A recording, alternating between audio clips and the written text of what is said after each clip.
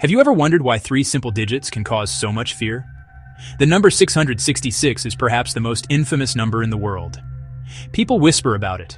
They avoid it on license plates and phone numbers and in addresses. For centuries, it has been linked to evil doom and a mysterious figure known as the Antichrist. This fear is so widespread that it even has a name: Hexacosioi hexaconta hexaphobia. But is this number a supernatural curse, or is it a historical puzzle that has been misunderstood for generations? The truth is far more fascinating than the fiction. In this exploration, we will dive deep into the origins and meanings of 666. We are going to separate the myths from the scriptures. We will look at what the Bible actually says, and then we will peel back the layers of history, symbolism, and culture that have been added over time. This isn't about promoting fear. It's about satisfying our curiosity. By looking at the facts, we can begin to understand why this number has such a powerful hold on our imagination. The entire story of 666 begins in one single verse in the Bible. It is found in the book of Revelation, the final book of the New Testament.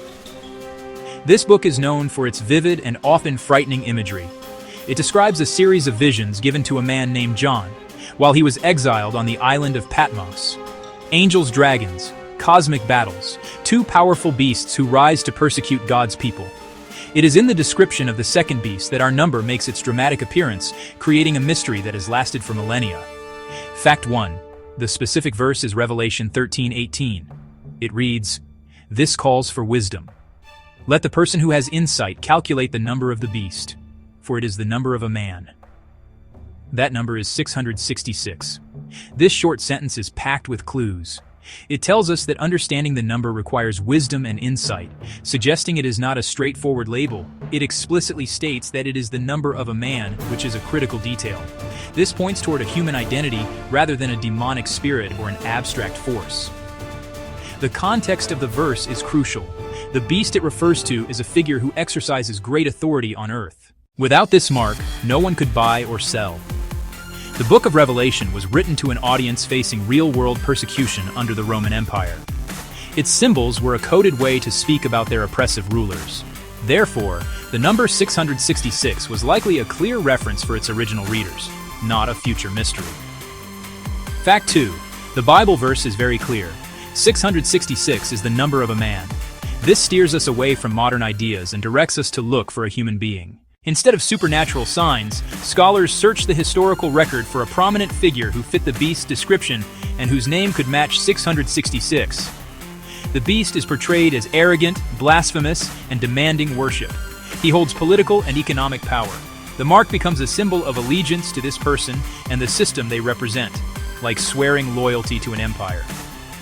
The beast isn't just a nightmare monster, it's tyrannical human leadership. The warning is about the danger of giving absolute power to any single human being. In the ancient world, many languages, including Hebrew and Greek, did not have a separate numeral system like the Arabic numerals we use today. Instead, they used the letters of their alphabet to represent numbers. The first letter would be 1, the second 2, and so on. Fact 3. This practice of assigning numerical values to letters and calculating the total value of a name is known as gematria in Hebrew or isopsephy in Greek. It was a common and well-understood practice. This means that the instruction to calculate the number of the beast was quite literal.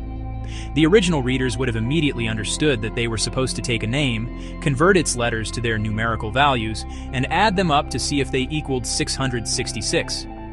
It was a form of numerological wordplay, a clever way to name an enemy without writing out their name for all to see. This was especially useful for people writing under an oppressive regime, as it allowed them to communicate a dangerous message secretly. It was a code for the initiated, a confirmation for those who already suspected who the enemy was. And this insight is the key that unlocks the next, most crucial fact in our investigation. Nero ruled from AD 54 to 68. He persecuted Christians, even blaming them for the Great Fire of Rome. Ancient sources portray him as cruel, decadent, and tyrannical. Fact 4. Now, the math, write Neron Caesar in Hebrew letters. Add their values, 50, 200, 6, 50, 100, 60, 200. The total is 666. A Latin-based spelling drops the final none. The sum becomes 616, a known variant that confirms Nero, not contradicts him. Early readers would have recognized a human oppressor behind the number.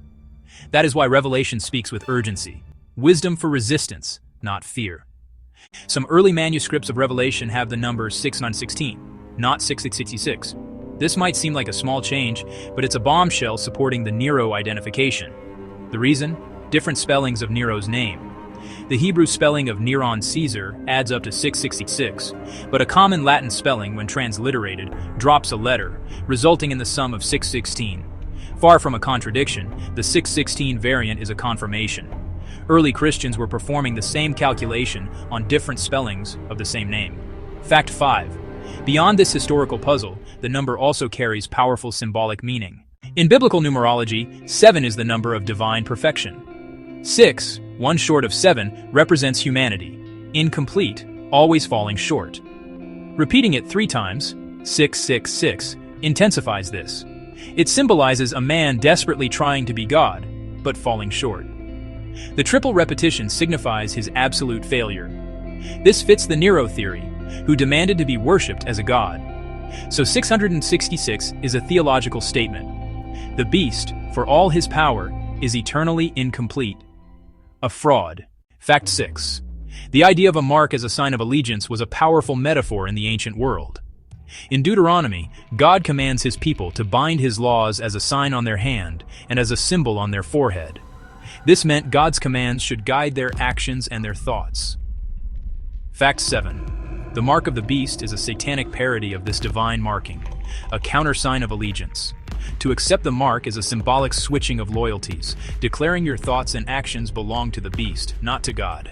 Fact 8. The mark isn't a physical object, but a symbol of ultimate commitment. Fact 9. It is impossible to talk about 666 without acknowledging. The number has become a superstar in popular culture, especially in the horror genre. From the 1976 film The Omen, where the Antichrist child is identified by a 666 birthmark, to countless heavy metal songs to horror novels to television shows, the number has become a universal shorthand for evil, the devil, and the occult. It is used to create an immediate sense of dread and to signal that something sinister and supernatural is afoot. This pop culture usage has been incredibly effective at cementing the number's terrifying reputation, but it has done so by stripping away historical and biblical context. Pop culture isn't interested in gematria, the Roman Empire, or symbolic imperfection. It wants a simple, powerful symbol of ultimate evil. In movies, 666 is not a puzzle to be solved, it's a curse to be feared. It's often linked directly to Satan, even though the Bible links it to a man. That transformation creates confusion. The challenge is to look past Hollywood and reconnect with the historical reality that made 666 potent. Fact 10. So what should we do with the number 666 today? The number's true value is not as a prediction to be feared, but as a warning to be heeded. The book of Revelation was written to equip believers to recognize and resist beastly systems of power in their own time. The message is just as relevant today. Instead of scanning the news for a leader whose name adds up to 6666, we should examine our world. The number serves as a permanent symbol for this kind of corrupt, human-centered power. This understanding should lead not to panic, but to wisdom, the ability to tell the difference between the ways of God and the ways of the beast.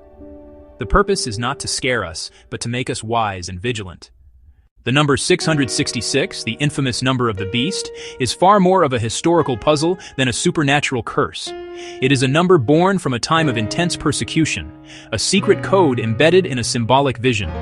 For its original audience, it was most likely a clear reference to the tyrannical Emperor Nero, a man whose name, when calculated using gematria, added up to 666. The number was a powerful symbol of human arrogance, a leader who claimed to be God, but was the embodiment of imperfection. The variant reading of 616 only strengthens the case for Nero, showing how early readers interacted with this clever code. To examine the allegiances of our heart, resist fear, and live with faith, courage, and wisdom. Thank you for watching. Don't forget to subscribe. See you next time for another video.